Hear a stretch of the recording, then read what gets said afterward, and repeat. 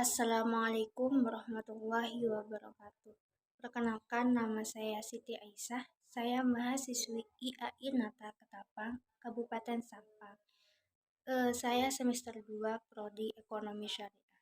Di sini saya akan mempresentasikan tentang jurnal yang berjudul Strategi dan Etika Dakwah Nabi Rasulullah SAW dengan tujuan untuk memenuhi ujian tengah semester.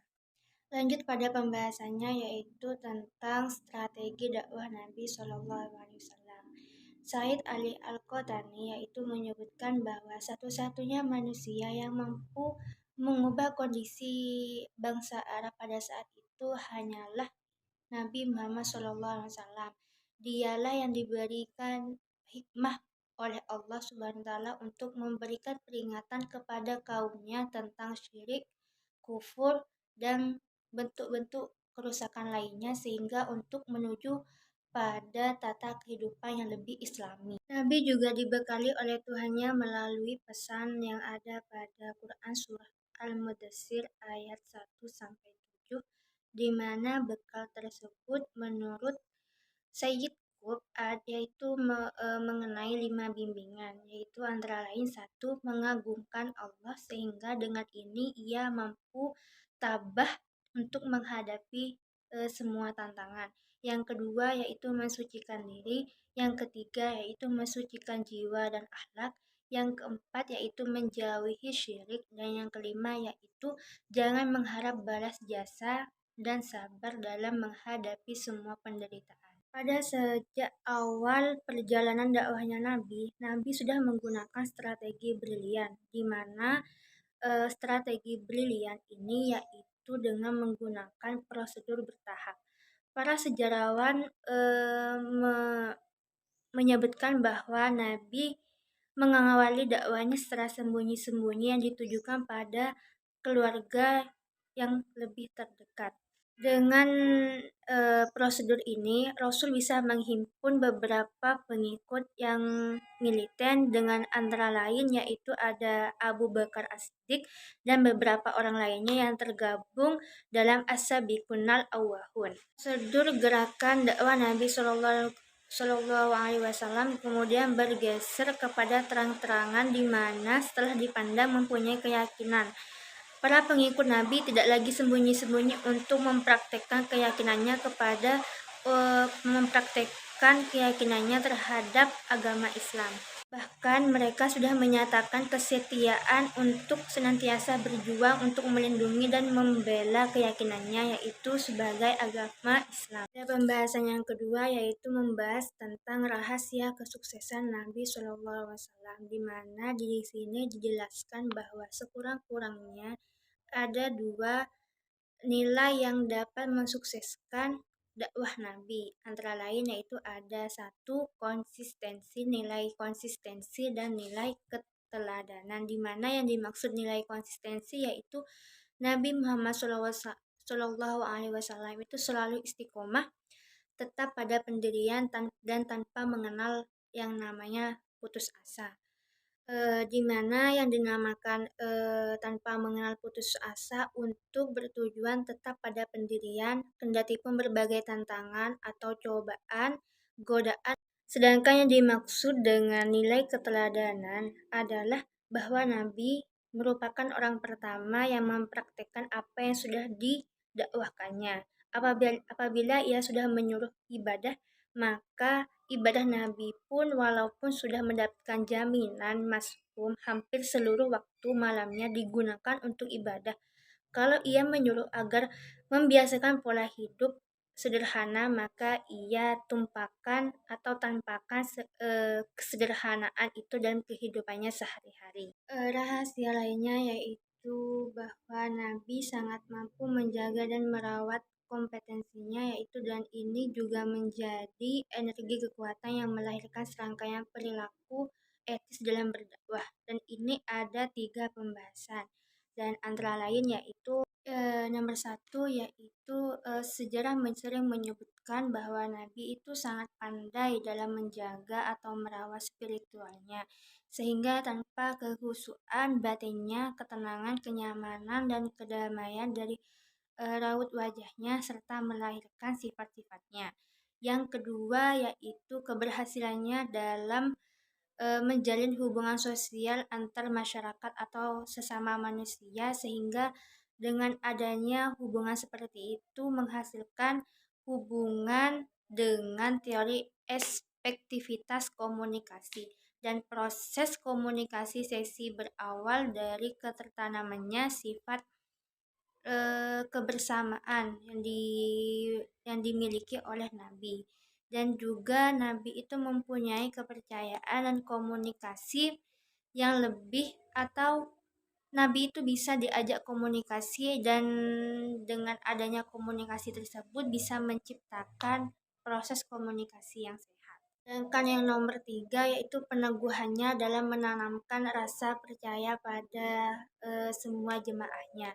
Dalam sejarah hidupnya tidak pernah sekali-kali melahirkan perilaku yang menurunkan wibawa atau melahirkan sifat kesombongan yang tidak sebenarnya tidak ada pada Nabi.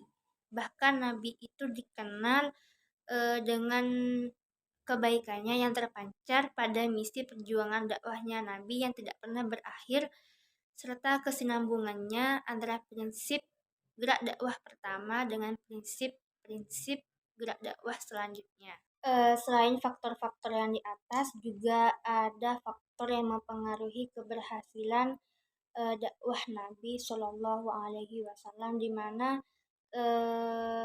letak kesuksesannya itu terletak pada prinsip-prinsip etika yang dijunjung tinggi ketika berdakwah. Dan di sini juga ada pembahasan dari sesuatu yang menyebutkan beberapa ciri keefektifan dalam dakwah Rasul tersebut. Dan ini ada beberapa yang menurutnya patut untuk dijelaskan. Yang pertama yaitu adalah cara Rasul dalam merespon sebuah kemungkaran. Jika suatu kemungkaran dipandang sebagai masih bisa disampaikan dengan cara lemah, lembut, dan simpetik, atau lebih dikenal dengan lebih membawa para jemaahnya untuk lebih mengenal apa itu berkesinambungan. Dua adalah dalam melakukan amal ma'ruf nahi mungkar. Beliau selalu memperhatikan akibat yang akan ditimbulkan jika sekiranya beliau beranggapan bahwa amal ma'ruf nahi mungkar tersebut menimbulkan kemudaratan bagi masyarakat lain, sehingga pada saat itu tidak melakukannya terlebih dahulu. Beliau akan melakukannya dengan menunggu waktu yang paling tepat sehingga akan dapat diterima oleh masyarakat lain dengan tidak ada rasa memaksa atau keterpaksaan. Tiga adalah dalam merespons sebuah kejadian atau tindakan kesalahan, di mana beliau itu tidak pernah bersikap kasar ataupun mencaci maki seseorang yang berbuat salah, di mana Nabi Muhammad SAW ini selalu memaafkan seseorang yang melakukan kesalahan. Bahkan Nabi tidak pernah mencaci atau menghina orang tersebut. Bahkan Nabi kepada seseorang yang berbuat salah itu memberikan kesempatan kedua kali untuk orang tersebut untuk memperbaiki diri, di mana untuk biar lebih baik lagi ke depannya. Meskipun kalaupun Nabi harus mengungkapkan rasa kesalnya terhadap sebuah kesalahan, maka beliau tidak langsung menunjuk hidung si pelaku. Beliau hanya akan bersabda bagaimana pendapat suatu kaum terhadap kejadian itu, seperti meminta pendapat pada masyarakat lain, bagaimana sih tanggapannya mereka ketika melihat kejadian tersebut atau melihat kesalahan tersebut. Dari prinsip-prinsip itu diperoleh beberapa poin hikmahnya yang dapat kita ambil dari ketiga penjelasan itu, yaitu ada satu, arahan secara bijaksana dengan melihat situasi dan kondisi, bertahap dalam menyampaikan pesan atau dakwah atau pendapat atau ketidaksukaan atau sesuatu yang harus kita sampaikan dengan mengambil yang paling ringan mudaratnya di antara dua mudarat, mengambil yang paling tinggi tingkat kemaslahatannya di antara dua maslahat. Yang pembahasan yang ketiga yaitu tentang analisa empiris aplikasi unsur etis dalam dakwah Rasul, di mana untuk mendapatkan gambaran yang lebih fakta atau yang lebih nyata mengenai aplikasi etis bahwa dakwah Nabi di atas banyak dipaparkan oleh Abdurrahman Isa As-Salim. Menurutnya, aplikasi etis dakwah Nabi itu dapat dikenali dalam beberapa aktivitas sebagai berikut, yaitu satu, aktivitas dakwah dalam memberikan arahan tentang sholat. Jika Rasulullah melihat ada seorang sahabat melakukan kesalahan dalam sholatnya, maka beliau akan langsung memberitahukan kesalahan tersebut dengan cara yang bijak dan lemah lembut. Maksudnya ketika Nabi itu melihat salah satu sahabatnya itu melakukan kesalahan dalam beribadah, maka Nabi itu tidak langsung menyalahkan dengan secara langsung atau menyalahkan dengan kasar. Bahkan Nabi itu menyalahkan salah seorang sahabat itu dengan yang lebih bijak dan lebih lemah lembut untuk sekiranya tidak menyakiti perasaan salah seorang sahabat tersebut. Yang kedua yaitu cara Rasul mengajarkan etika kita untuk berbusana, di mana Rasulullah itu melarang kita untuk menggunakan pakaian yang kotor sebab bisa mengganggu pandangan mata atau baunya yang akan mengganggu orang lain. Yang ketiga yaitu cara Rasul menegur laki-laki yang menyerupai kaum wanita atau sebaliknya kaum wanita yang menyerupai kaum laki-laki. Diriwayatkan oleh Ibnu Abbas, Rasulullah telah melaknat kaum pria yang berperilaku seperti kaum perempuan, maka sebaliknya kaum perempuan menyerupai kaum laki-laki. Bahkan beliau sampai bersabda, "Keluarkan dia dari rumahmu." Rasulullah itu telah mengusir si fulan yang kebenci-bencian, di mana Rasulullah itu tidak suka pada seorang laki-laki yang menyerupai seorang wanita atau sebaliknya seorang wanita yang menyerupai seorang laki-laki, karena Nabi sangat tidak suka pada model seperti itu. Dan faktor yang mempengaruhi tentang menyerupai laki-laki yang menyerupai perempuan dan malah sebaliknya itu mungkin dengan seorang ibu menitipkan anaknya kepada seorang pembantu sehingga seorang pembantu itu memberikan didikan yang salah kepada seorang anaknya. Yang kedua yaitu faktor yang mempengaruhi menyerupai tersebut yaitu mungkin anak tersebut lebih banyak memiliki saudara perempuan sehingga anak laki-laki tersebut atau anak perempuan tersebut lebih condong mengikuti tingkah laku atau cara berpakaian dari saudara tersebut.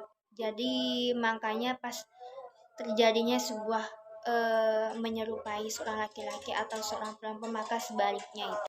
Yang keempat yaitu cara Rasul menegur praktek dagang yang menipu, di mana Rasulullah itu tidak segan-segan memukul orang tersebut jika melanggar syariat atau Nabi tidak segan-segan untuk menyita harta orang tersebut karena telah melanggar syariat pada transaksi perdagangan.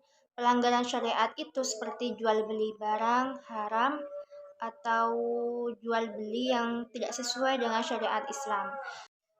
Dan yang kelima yaitu cara Rasul memperlakukan pelaku yang sudah melakukan maksiat. Pada maksud kali ini yaitu kebiasaan Rasul dalam melakukan pelaku maksiat, beliau tidak langsung memvonis perbuatannya itu salah atau Nabi itu tidak langsung memvonis bahwa perbuatannya itu sebelum kemaksiatan itu betul-betul terbukti atau sudah dibuktikan. Berkaitan dengan ini disebutkan oleh Abdullah Isa As-Salim, jika seseorang melihat ada orang yang diduga melakukan kesalahan atau melihat seseorang melakukan kemungkaran, maka dia diperbolehkan untuk menahan orang itu beberapa saat sampai eh, eh, sampai bukti itu sampai sampai bukti itu benar-benar menunjukkan bahwa dia tidak bersalah. Jika dia juga diperbolehkan untuk tidak mengajaknya bicara atau menahan sementara waktu dengan tujuan memberikan pelajaran baginya, seperti memberikan motivasi atau memberikan jalan yang benar, sehingga setelah melakukan maksiat tersebut, orang tersebut tuh sadar bahwa apa yang dilakukannya itu salah.